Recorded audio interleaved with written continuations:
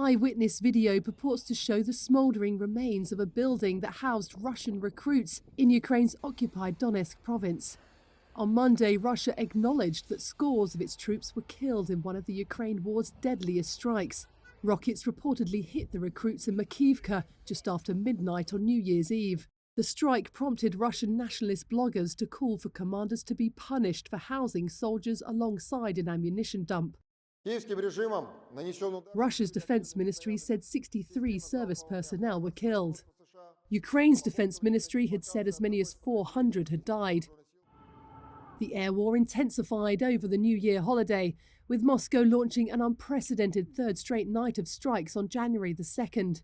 Ukraine said it had shot down all Russian drones in the wave of attacks which targeted cities including Kyiv, hundreds of miles from the front lines.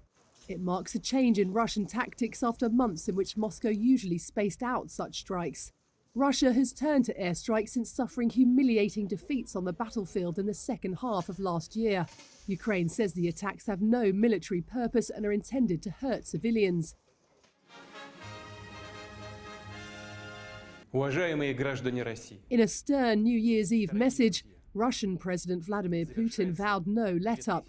He cast the war, which he calls a special military operation, as a near existential fight for the future of Russia. Ukrainian troops saw in the new year on the front line in Donetsk.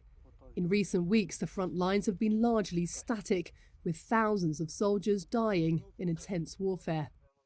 In his latest nightly speech, President Volodymyr Zelensky praised Ukrainians and said Russia's efforts would prove useless.